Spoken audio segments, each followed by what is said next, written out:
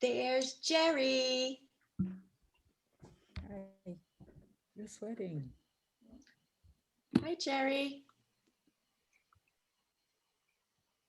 Hi, Anik. Hi, Joanne. Hi. Hey, John. Welcome. Elizabeth, how are you? Patricia.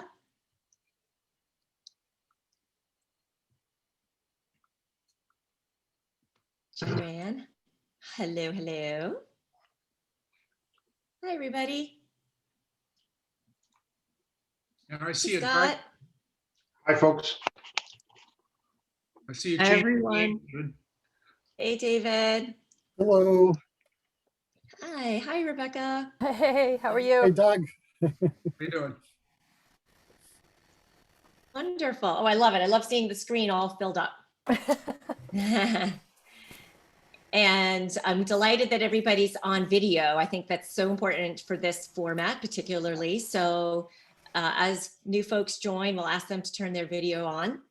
And we'll give everybody just another minute to join.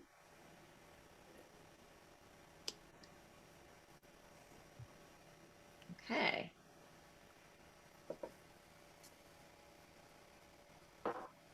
Excellent. Awesome. Well, let's get started. So welcome, everybody. Welcome to Community Conversations hosted by the Founders Over 55 Steering Committee. We're delighted that you're taking your valuable time to share your thoughts today about the larger event yesterday, hosted by the Fed of New York and AARP on the state of the 50-plus entrepreneur. We thought that this was an incredible opportunity for our community to listen and learn from stakeholders out there on the national level who are advocating for the 50-plus entrepreneur community writ large, and really to kind of see what we learned, what ideas did it spark for us, more so what are the gaps that we'd love to hear more about from stakeholders, and then really how can we help each other as a community. How much did this experience that they discussed match our current experiences as entrepreneurs? How might we help each other in our individual journeys?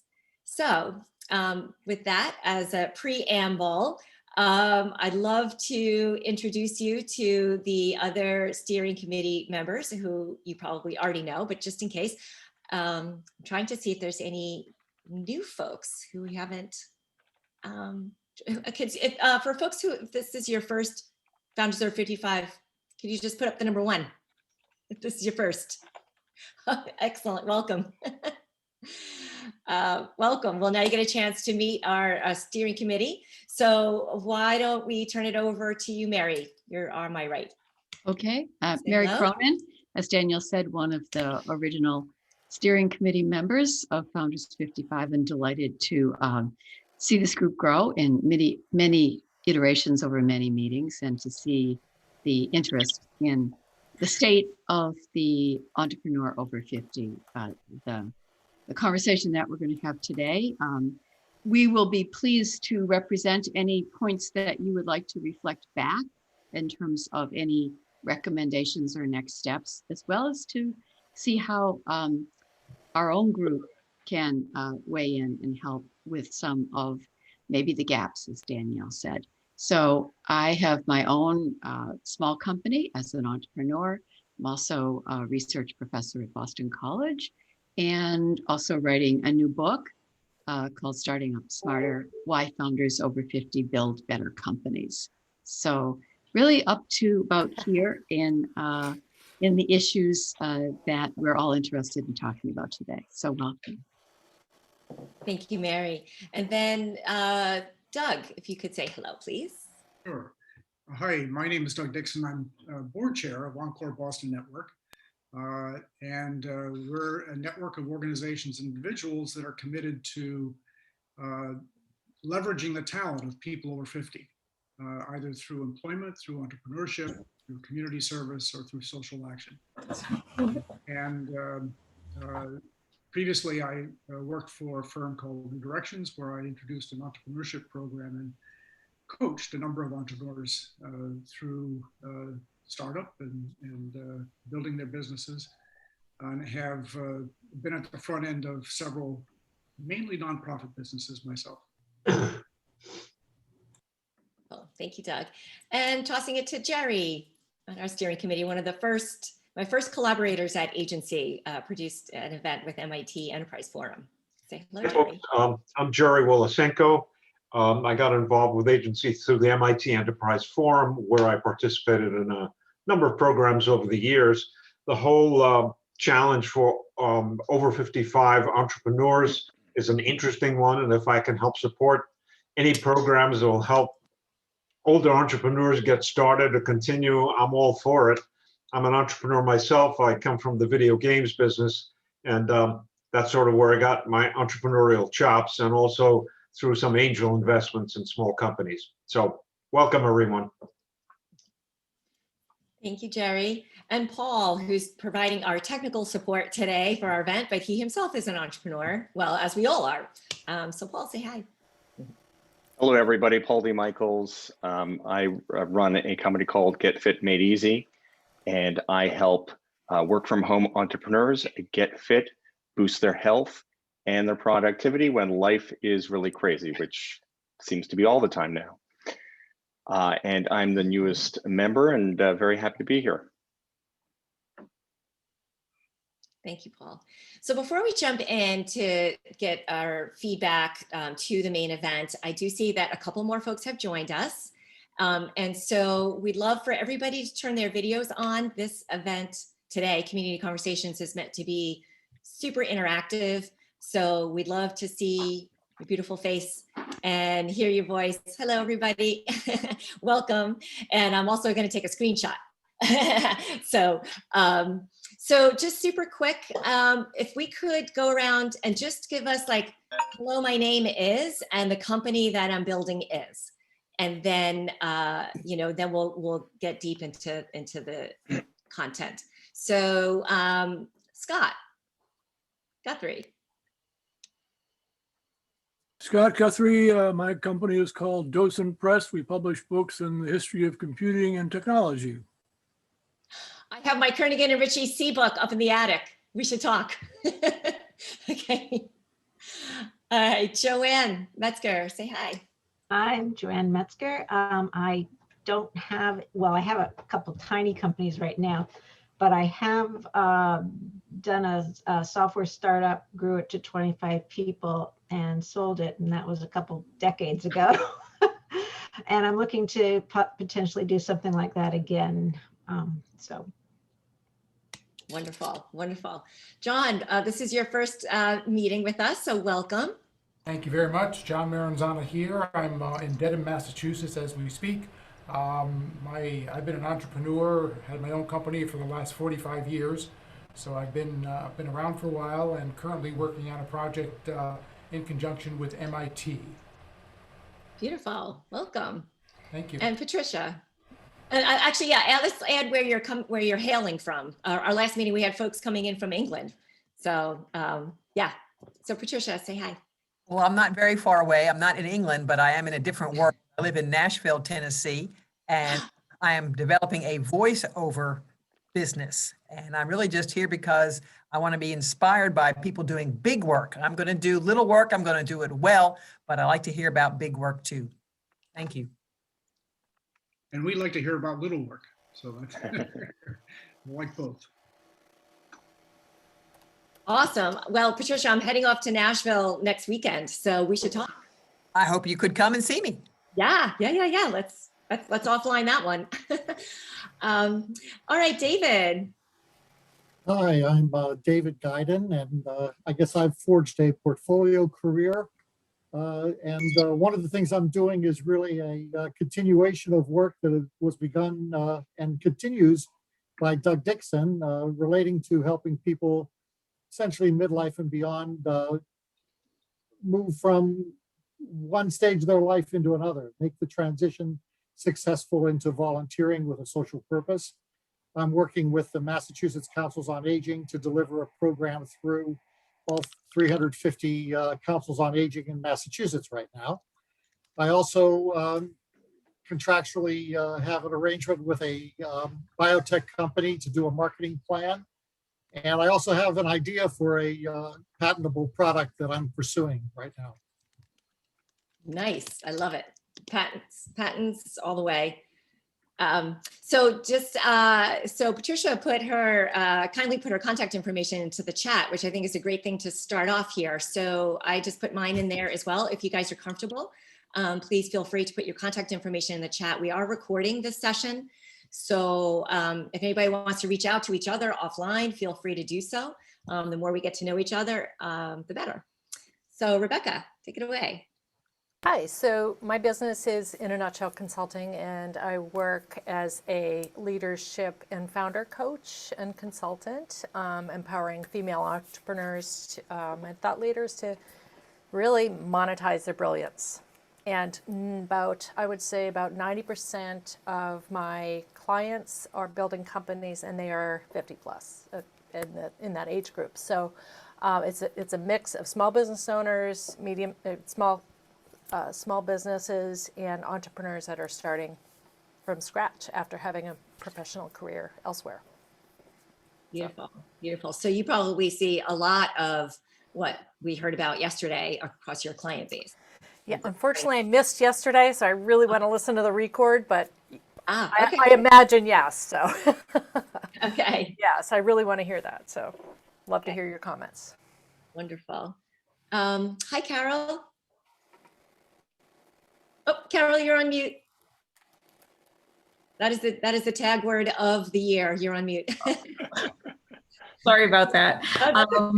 My name is Carol Sardo. I live in Melrose, Massachusetts, and I'm hoping to absorb everything I can from you all because I have the very tiniest of seeds of an idea to parlay my nonprofit career into a nonprofit consultancy to continue to serve nonprofits, but maybe independently versus joining an organization. So I'm just in research mode right now. Well, Carol, I live in Melrose as well, so we can do a walking meeting outdoors, socially distant. Nice, thank you. Yeah, I'd like that. That would be fun. All right, welcome, Simone. Hi, my name is Simone Mcnitt, and I am a HR consultant. My business is Talent Inclusion Partner, and I'm very excited because it's kind of pivoted into a little bit of everything.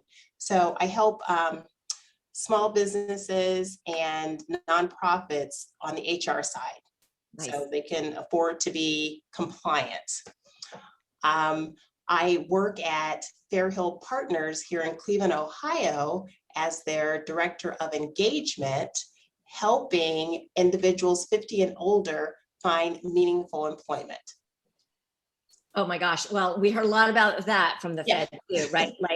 Right. Financial security, meaningful employment, full employment as the means of all other good things that can cascade from that. So thank you. Thank you for joining us. I just want to call out Simone's participation with us in some programming, both in the past and also some things that we're working on coming up.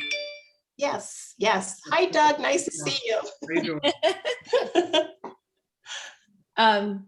Wonderful. Okay.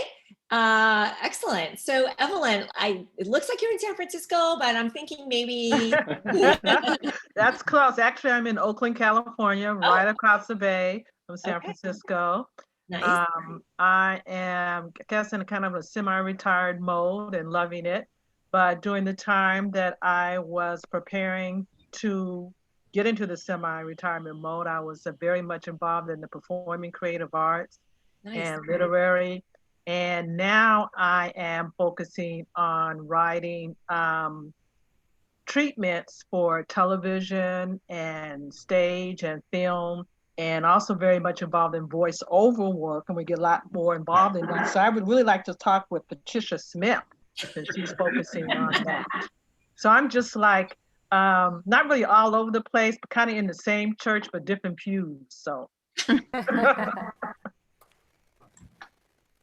Can we use that phrase? That's a good one. Yes, you can. You have my permission. Thank you. Same church, different pews. I love that. I love that. That's a great way I like that portfolio life way of describing Yes, yes. different pews. And I always enjoyed that. I always enjoyed having this other life beside this 9-to-5 life, you know. Yeah.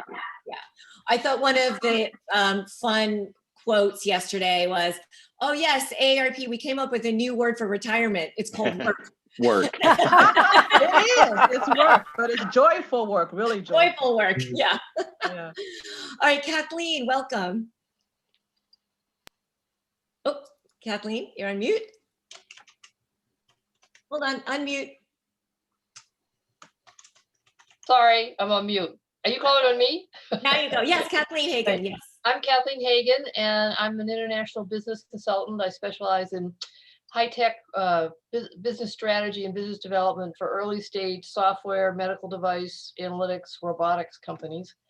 A lot of my work is with companies from Europe coming here, helping them either assess a market or get into a market or find a strategic partner, basically how to navigate in the US marketplace. And fortunately, my clients, even though they had to hunker down, they did survive the pandemic and they're coming out of it. And so I'm coming out of it with them. It was very satisfying, both for them and for me. I love what I do. So it's not that I'm overly restless, but the pandemic did give me a chance to think, is there someplace I'd like to steer the practice? Is there something else out there that I might want to do? You know, I got to watch for signs from the universe, because there may be some way to evolve what I do now into something that's exciting in new ways, or there may be something else compelling out there. So I'm not an active seeker, but I'm sort of always open. I love to hear what other people are doing. I was reminded by Patricia and Evelyn that I took voice acting lessons for the fun of it. And nobody told me to give up my day job. So my aspiration was someday to maybe be a reader at the Perkins School for the Blind or at the Veterans Hospital. So I have no professional drive, but I learned all about the profession and how interesting it is. And so that's why I joined today, is to hear from people you might have like interests with or like dreams about things in the future. Beautiful. I love it. We might have this voiceover coalition here. I know. The Awesome. voice of the 55ers. Yeah. And a club, instead of voiceover club. I love it. Well, and I also love your remarks about being open to the universe for signs. And I think that's really a lot of deep reflection over this past year. We've all been able to, press the pause button on just about every part of our life and kind of take stock, right? So I think the universe has been sort of shut down, so it hasn't been sending many signals. So that's why it's good to have these meetings, so we can hear what other people are in our peer group are thinking and doing. Yeah, I love it. Okay, well, we'll definitely get to that. So Yannick, and I apologize, and I hope I pronounced your name properly. That's done well. So I'm sorry that I can't, my internet is very limited. Right now it says it's unstable. So okay. That's why I'm only using the voice option. So I'm Yannick. I'm in the field of health policy and health services research. I am in the process of building the infrastructure for a consulting firm in the area of health and human services. So my goal is to support public and private clients in identifying and implementing effective strategies for delivering the best care at affordable cost for older adults, people 65 and older. Nice. Super hard hit this past year. So that's beautiful work. Thank you. And it's okay that we hear you loud and clear and you have a beautiful voice. So. Thank you. All right, Diane Darling, I was so glad to see you on the call yesterday. This Diane Darling is the queen of networking. So, Danielle, it's so wonderful to see you. I was so jazzed to see you as well. I'm near a lot of construction and I've been in a decluttering project, so I'm really not camera friendly. So I'm going to just opt out of that, and I'm with the construction. So by day, I work for the Small Business Administration, helping. Initially, I was doing marketing and outreach for them when COVID. I'm a speaker at conferences and events, and needless to say, when COVID hit, that went off a cliff. So I managed to get a job, which is kind of amazing, over 50 in the middle of a pandemic. And so in June, I started working with the Massachusetts office. I'm now on deployment in Washington, D.C., helping with the PPP program. Oh, fantastic. Oh my gosh. So there's actually a lot of great reasons why we're excited to have you here, because I think those were a lot of the questions that came up in the event. Yeah, well, I can't answer any of them for lots of reasons, but I can certainly help point people in the right direction or whatever I can do, but I'm not qualified to go into that sort of stuff at all. But so I'm creating online classes, and one thing I'm looking to do is to find other people who can help with technical issues, accountability issues, ideation, marketing, all of the rest of it. I've got an idea a second, but the execution is not always my sweet spot. Okay. All right. Well, maybe this is a great place for you to find a collaborator for those execution roles. That would be great. Lovely to see you. Likewise. Okay. So I'm going to do, so if everybody can turn their cameras on, who can. So Kathleen, if you can turn your camera back on, and Evelyn, get yourself in the middle of your shot. I'm going to take a screenshot, and I know Yannick and Diane will just see your beautiful screenshot here. Okay, ready? And Founders Over 55. I always like to get permission before we do that. Okay. All right. So we'll thank you for those introductions. So now we'll get into the debrief, and we'll follow a formula that I like to use: what, so what, now what. So first we'll talk about what we learned, what we heard. Then we'll get into, so what does it mean? You know, what does it mean to you? What does it mean, you know, for entrepreneurship at 50 in general? And then now what? Where do we go from here? What would we like to do together as a community? What questions do we have for the researchers who produced the event, you know, to maybe dig deeper? So we'll just take it from there. And we do have a hard stop at 4. So let's get to it. And Mary kindly is going to guide us through the first part of our debrief on the what. What do we learn? What do we hear? So Mary, take it away. Oh, you're on mute.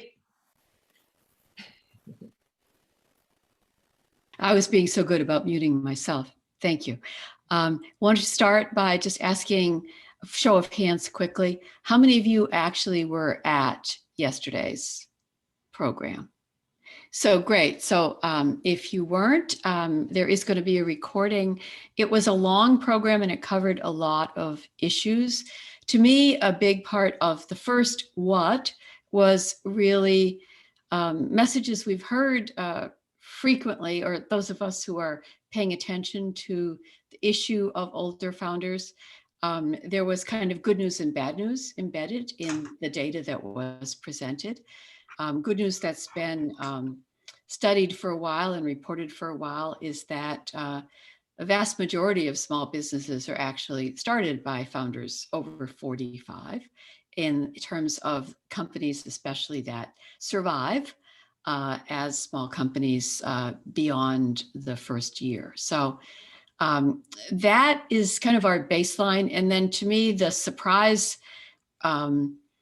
was some of the issues that were reported on, because I've seen contradictory information about the challenges for small companies during COVID. And I'm curious to hear what other people had thought before you went in and what you learned about what was most challenging during the past year for small companies of all kinds.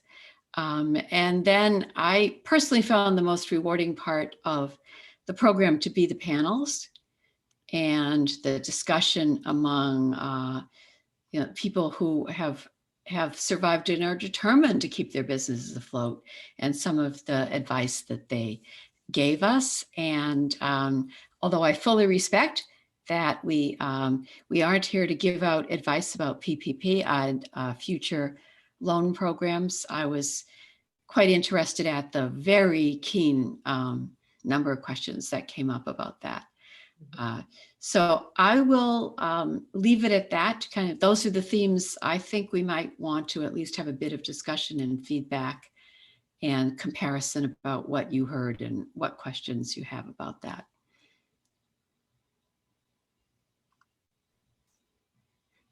Doug or Yeah, I'll Paul just or add a couple Danielle? of things.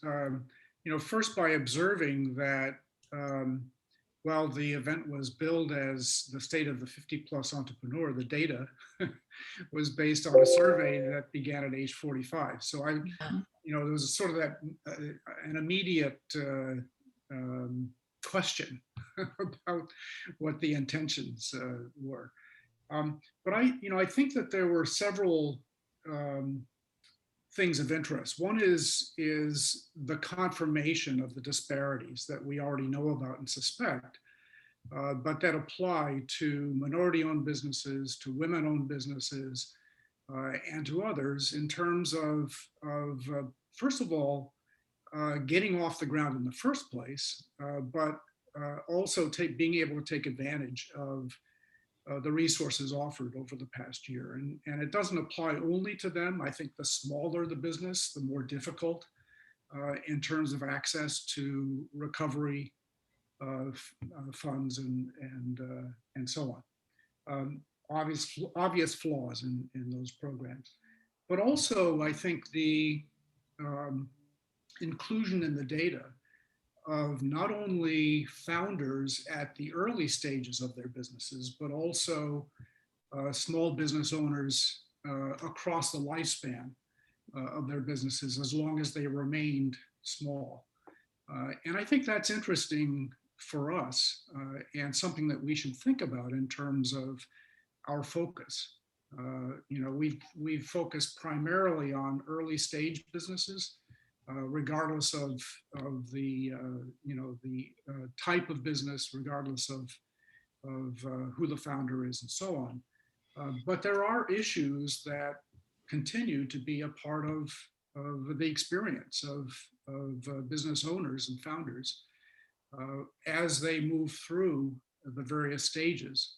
And we've talked a little bit about and plan to spend a little more time focusing on business stages.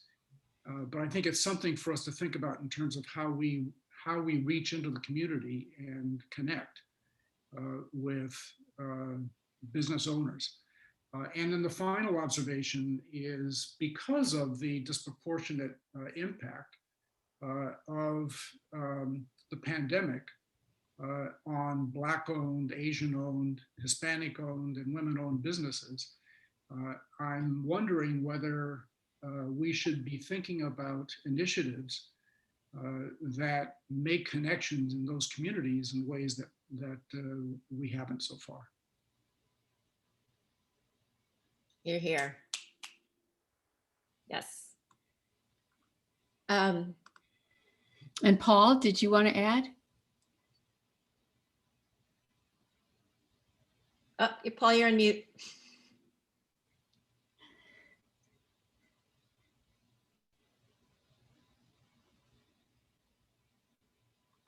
Paul? Yep. Okay. Sorry, the tech guy was having problems finding the mouse. I was just thoroughly impressed with the people who were speaking on the panels. Just delightfully intelligent and plugged into everything. It was a joy just listening to them and knowing that they're there and are entrepreneurs alongside of us. Mm-hmm. Good. So then, other folks who were able to tune in yesterday, what were some of the key takeaways that you learned or that you were surprised to hear about? Yes, Patricia. It's all about me. It's all about me. So what I'm taking away from yesterday's meeting are the ideas that the AARP Small Business Resource page will be posting. So I dabbled today in building a Canva LinkedIn post. So Mondays is my LinkedIn day. And so I'll be gleaning some of the data from that page, or some of the input from that page, some of the ideas from that page each Monday. So I gift to my readers something there and maybe tease them into it. And I went ahead and put in the hashtag, because I'm a grown-up girl and I could do that. So it gives me a reason to post. gives me something worthwhile to post. So it's a win for me. And I wanted to follow up on that last comment, I think from Paul. It was Jan Lee Lowe who said, when I got my funding, I called 20 more restaurateurs and said, get your funding. And of course, I should ask Diane, yes, I could have asked for money if I could have, paid for LinkedIn and paid for Canva and, paid for these things. But I'm working on a shoestring, and I don't think my shoestring was broken because of COVID. Yep. Not asked for any money because I'm a taxpayer. I want to, be able to pay that back someday. Right. I think that was that connects to one of my big takeaways too, is that indeed, like two things, the Fed and everybody were certainly highly, highly supportive of small businesses because it really is, the backbone of the country and a big employer and a generator of jobs and wealth and so forth. But not every small business is meant to serve. I don't want to say survive, but I think they were trying to encourage everybody to take a hard look at the company you're trying to build. And yes, tap into the resources, but also be open to reinvent your business model or to really rethink things, given, the way the world is going, to be very digital and so forth, and to make sure that the business that you are building, there are in fact customers for that, So I'm thrilled. I just put the link to the Small Business Resource Center in the chat. So I agree, there's chock full of information on that site, and I think it's going to continue to grow. So, and we love the idea that you're posting on LinkedIn. So maybe you could help the rest of us learn how to do that. And Simone, I think you raised your hand. Oh, I did raise my hand, but I also, like Patricia, my business has been in existence for going on 4 years right now. And I probably could have gone for the PP, but I didn't feel a need to. I was thinking about all of the small businesses that I support, knowing very clear that they needed it much more than I did. Yeah, clearly, a message I took away is something that all of us who are trying to build things know, and that is, access to capital is critical, and how you get that wasn't necessarily answered, frankly, by the session. And I have to admit, it was 2.5 hours or whatever, and I was multitasking while I was doing it, so I don't have that many specifics to offer. But the idea of community does strike me as one way to really get at that capital, and that was something that was, I think, clearly brought out. The other thing I thought that was, in a way, sobering was the long view that was taken by the participants, in that, there are a lot of things in motion, there are a lot of directions, but it's going to take time for, again, some of the issues that certainly mentioned by Doug of, the disparities to work themselves out in the system, for the, for the real understanding of what small business does for the rest of the world to really be manifest. So, I thought it was an inspiring and inspirational and aspirational 2.5 hours, though. Indeed, there's a lot of leaning in on the SBA resources in answer to a lot of the questions. And so I put the SBA, the local link in the chat. And I thought that the one comment that was made, like, don't stop at the first bank that says no, like keep going to all the different banks. And a big takeaway for me was, for those of you who did go for a PPP loan, what was your experience going to your local bank? Were they informed? Did they help reduce complexity? Did they give you good customer service? And if not, did you go to the next bank until you found one? It seems like the banks that are going to prosper are the ones that really kind of pivoted themselves into a better customer experience. And I think that this group is a real powerful voice for what that customer experience needs to be. So I'm curious, did anybody have, certain feedback about accessing the SBA resources during this time period, or your bank's own resources? Danielle, it's Diane. I'm going to jump in here in this small business, I'm going to first of all jump in with my SBA hat, and I have to be respectful of the two lives I live. One thing I think that is really important for people to realize is that SBA funds SCORE and the Center for Women in Enterprise, the veterans, and the small business resources. And these are the places to go to for people to really think about how to run their business. You don't go to Eastern Bank or, Cambridge Savings and say, teach me accounting. They hand you checks. So there's been, some confusion. I will own some mistakes, and some of my mistakes are quite visible. I was on the front page of the Boston Globe in 2006 with my story about being homeless after having some financial setbacks.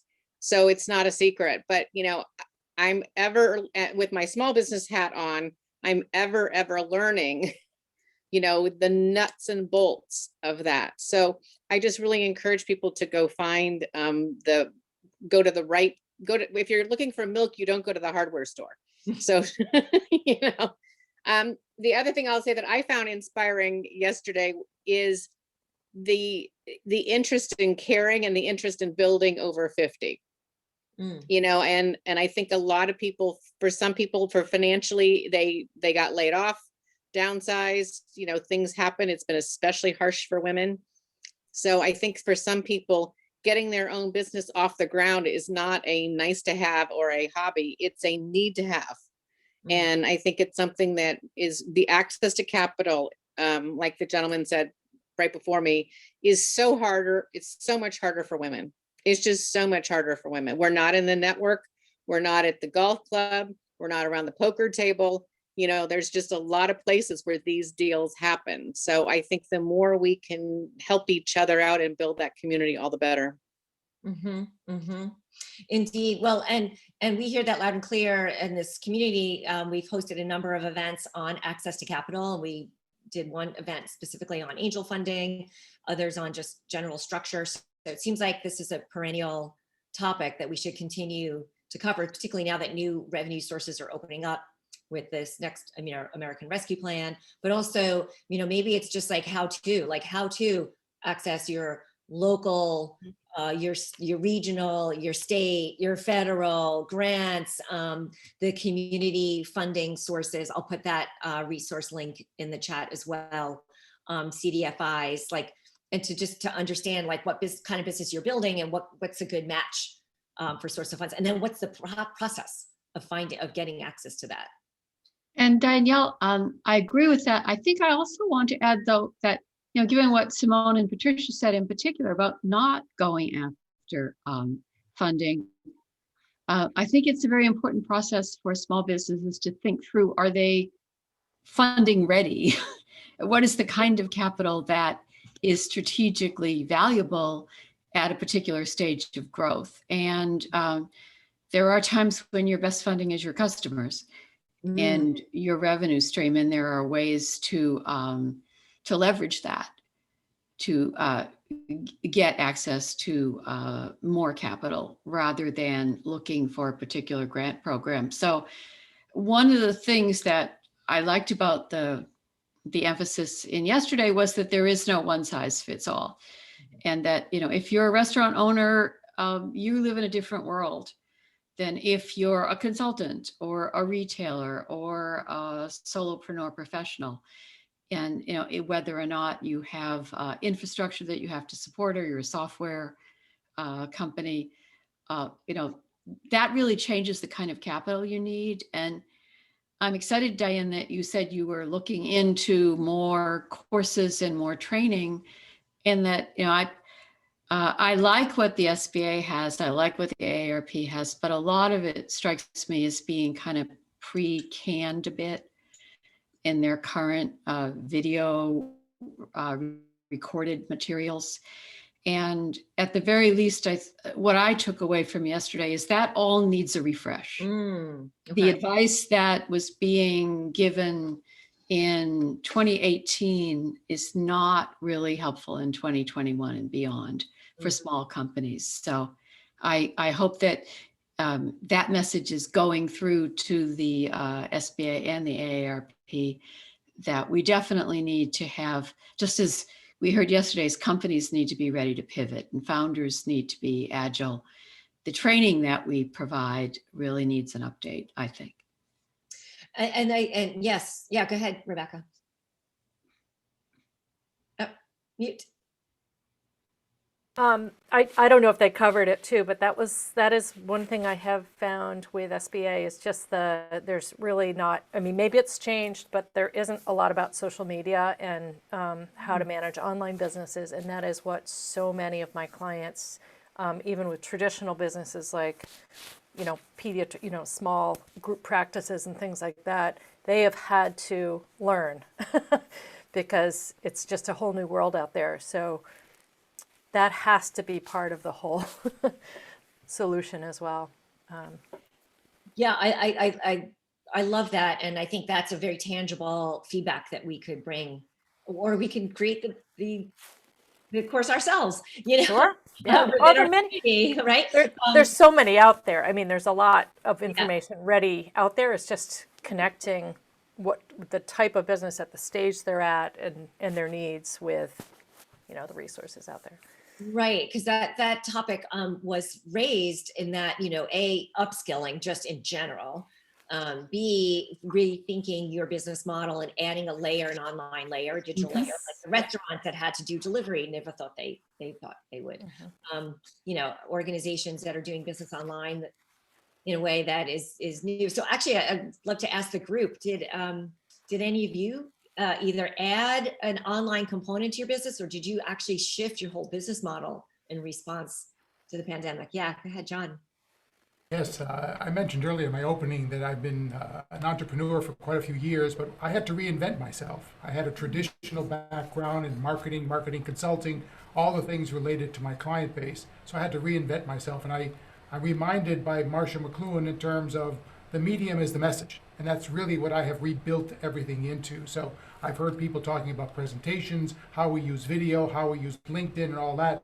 And that's really what I had to relearn or learn over in the new context and moving it forward, which is really what the MIT client that I'm working with now is interested in. So I think clearly everybody is talking on the same page, and I think it's highly important. So can you just tell us a little bit about your journey? How did you self-teach? Did you go and get some classes? Did you have somebody mentor you? How did you upskill into the digital world? I got out my checkbook. It was really, I involved myself in 3 different courses, if you will, online courses, to understand a few things. Number one, how do you rethink an old world way of viewing business and turn it into a digital world? That's number one. So the whole Marcia McLuhan side. The second part is, how do you create online training and online learning that's going to be recepted by not only people in our age genre, but also in the other generations coming up that aren't going to say, oh dear, he's going to bore the hell out of me. And then the third part is, how do you essentially create content that's going to be compelling, engaging, interactive, and as I like to put it, everything we do now on the video side is, here I am in Dedham outside of Boston, and essentially we are the Culver City of the East. We're creating new content that's going to make people engaged in what they're seeing, because if we don't do that, they're going to say, boop, click off, it's too easy to go away. We're motivated, all of us here today, because we want to understand how do we position ourselves for the next season of our life. Unlike most of you on this page, I'm 75 years old. And so I essentially have another 20 years, and I intend to use every single one of those years. I love it. I love it. Well, and I just love that on all the levels. Like at 75, you're reinventing and learning new skills, right? So I think that's the best signal of all, all right. Anybody else, like some insights that you want to share? Something that you're still thinking about the next day that, you heard it at the event and now it's still kind of sitting with you and marinating and it kind of sparked some other ideas. We'll move a little bit into the now what part of this. Just want to add one quick thing that builds on what John just said, and that is that in the world that I'm most familiar with these days, which is the nonprofit space, what I'm hearing consistently from organizations is that not only did they pivot and learn new ways to do what they do, but for the past year, but it's going to change forever the way that they operate. And many have found ways to reach beyond the audiences that they were connected to originally. Many have found ways to do that more efficiently. And many have found ways that honestly, they never would have discovered to deliver services in more effective ways than they had previously. And through that discovery process have basically enlarged the scope and impact of the work that they do. Yeah, and actually, as I mentioned before at the introductions, we had people tuning into Founders Over 55 from far and wide, that just kind of stumbled across. So that was a surprise even to us, and a happy surprise at that. So I think I'd love to hear from the group.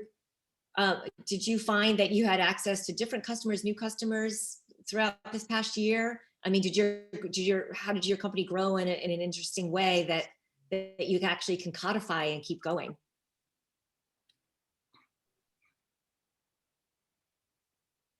Well, my company did not grow. I continued to learn and look for other resources to market my skill. But what did happen was Backstage Magazine lists casting calls, and that's where I send in my auditions. They worked very hard for actors in particular to give training online. They could have hired Paul Michaels because they had exercise opportunities for people. They talked about mental health because, as you know, the performance industry fell hard. And so I was really proud of that magazine. Perhaps other vendors did too, but they really trying to find ways to keep people engaged, teach them how to do online auditions for going to go on in a separated way. So I commend people who think beyond that box because we did have a whole new world and they looked for ways to work within it.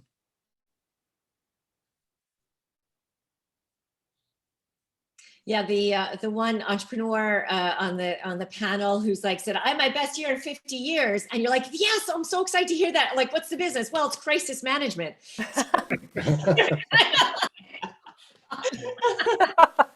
Or vaccine distribution. Yeah, right. He was ready. Yeah. He was ready, and it worked for him. Right. So I'm delighted that he was well positioned and is offering an incredibly critically valuable service at a time of need. And you're just like, what a sign of the times.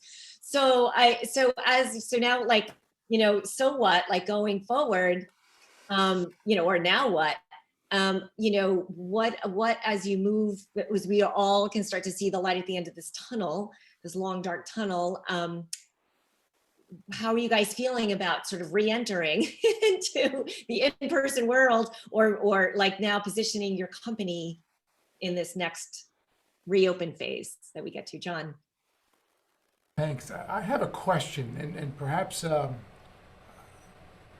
should expand. I just arrived at 3 o'clock this morning back to Massachusetts from Florida, and I was a member of this group in Florida, Palm Beach County. And essentially, I tried to start something down there, but most people in Florida are just too old. They just don't want to do anything. And so I couldn't live that way. So bottom line is, my question to this group is, I wonder if there isn't an opportunity for collaboration. I wonder if there isn't an opportunity to create a community. I wonder if there isn't an opportunity to create a powerhouse of every single person I see on this page that can contribute something, that essentially we function together as a consulting source, not only to others who are 50 and older, but younger crew coming up. I mean, I think we have such power, such wisdom, and so many mistakes that we've made that we John, can are you going after global domination here? I Not just that want, you got a 20-year plan, but you got global domination. listen, we're in digital world. We can make it go quickly. So I just put that out there. That's my interest in joining this group in Boston, because I wanted vibrance. I wanted to find people who are not just sitting there waiting to die, to be honest with you. I couldn't stand it anymore. I sold my condos. Get out of Florida before it's too late. Exactly. Doug is still down in Florida, John. Run for your life, John. Run for your life.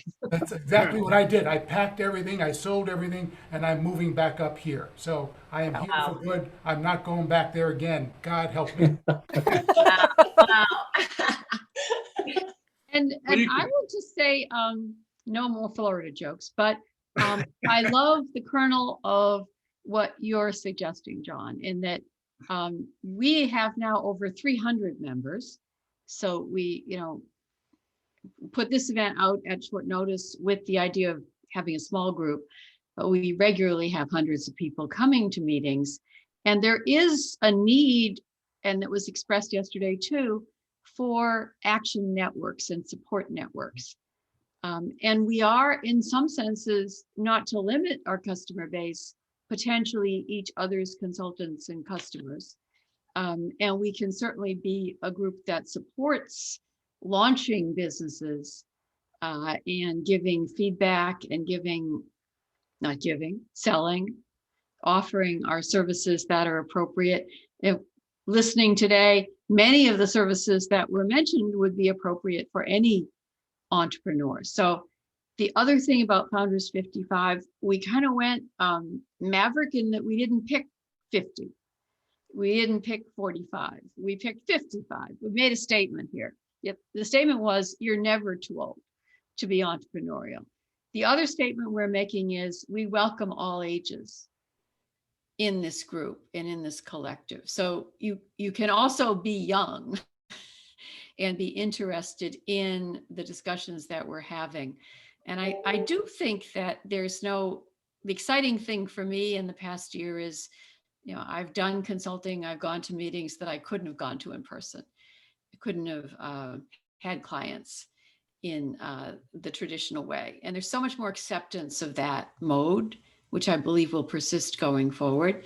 And allows us, instead of convening meetings in Cambridge, Massachusetts, to have meetings that are truly national and in fact global and across all different kinds of businesses. And frankly, we haven't figured out how to use that power. So welcome, John, and everyone else who's here today to a very open-minded steering committee group that is still talking about and will always be talking about our next steps.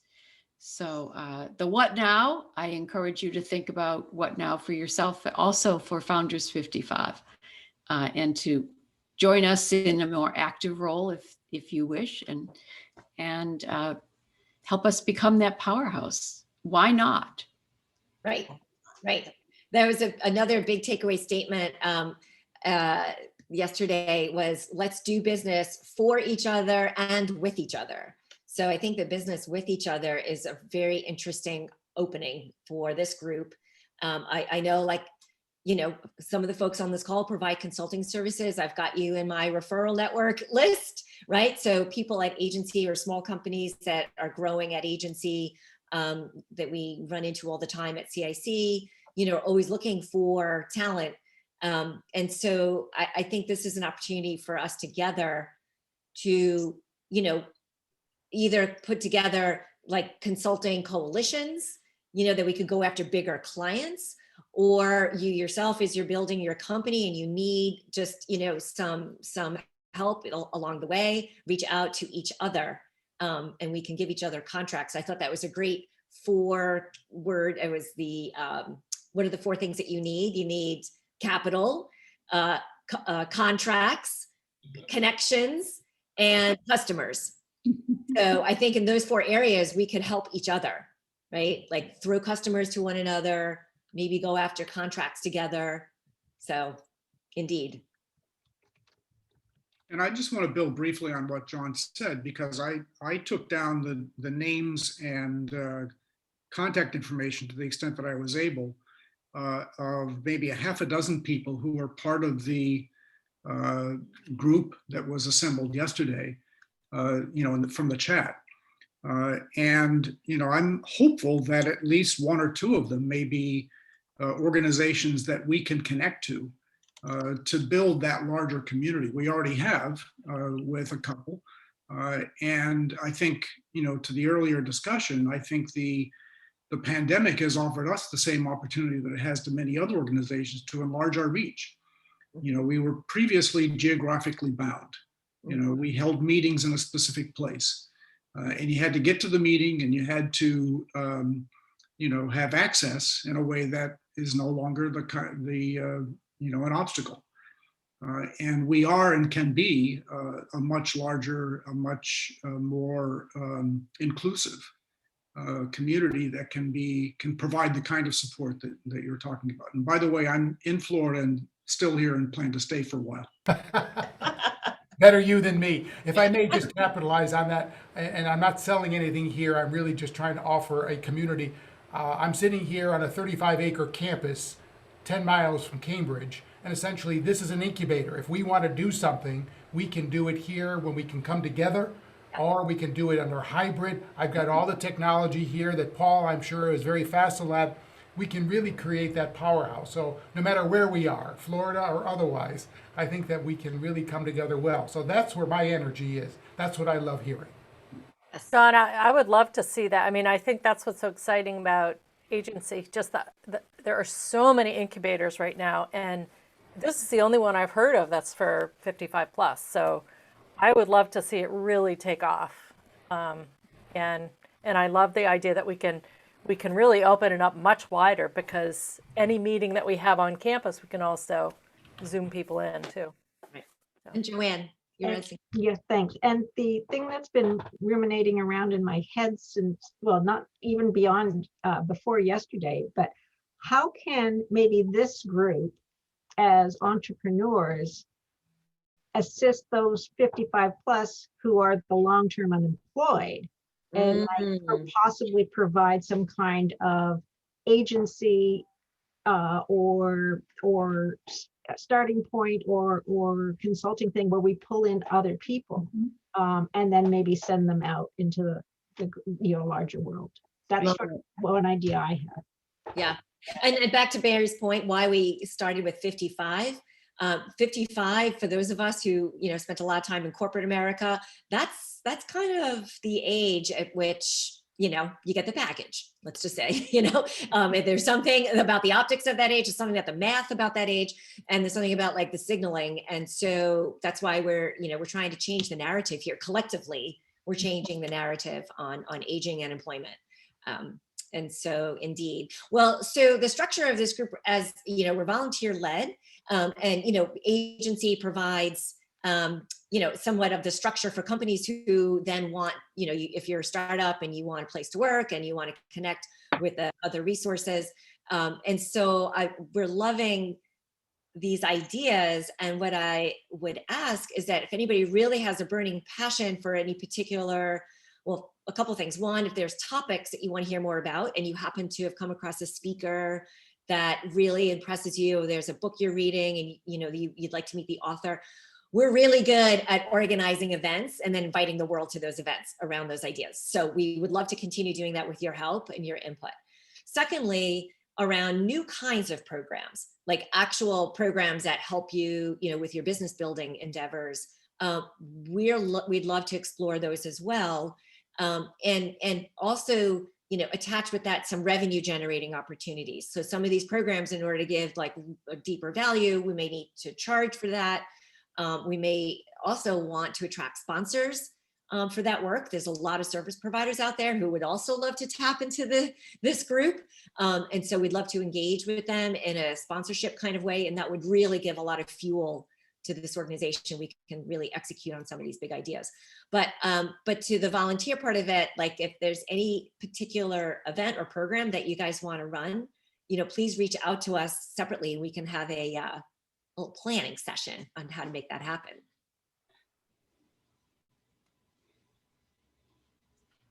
I just want to offer one quick thing. I know we're getting close to close. But but I'm beginning to hear more and more about workforce development, particularly coming out of the new legislation that the Biden administration is putting on the agenda.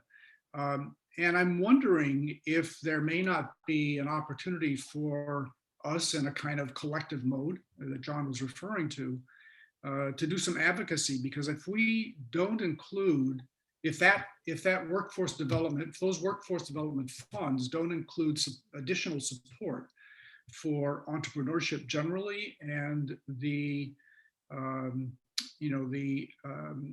activity of older entrepreneurs or encore entrepreneurs in particular.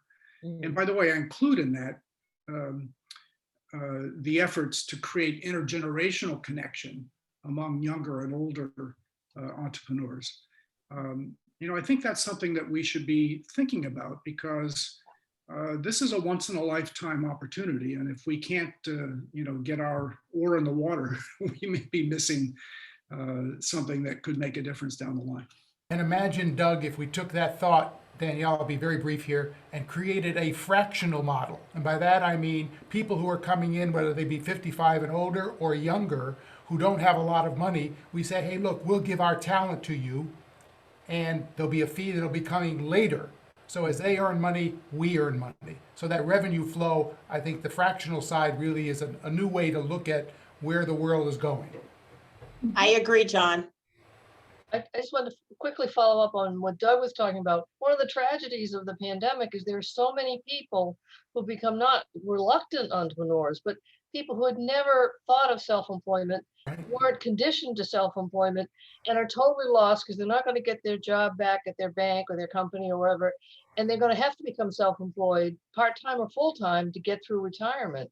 And we all have the skills. We've been out there running naked in the streets, doing our own businesses. So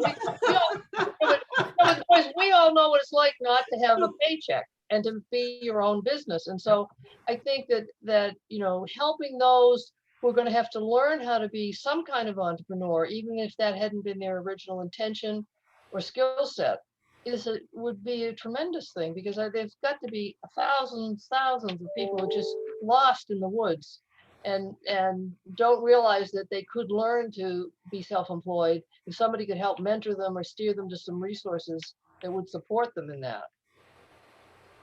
So Well, thank you, everyone. You've given us so much to follow up on. It's been a great discussion. Yes. Thank you.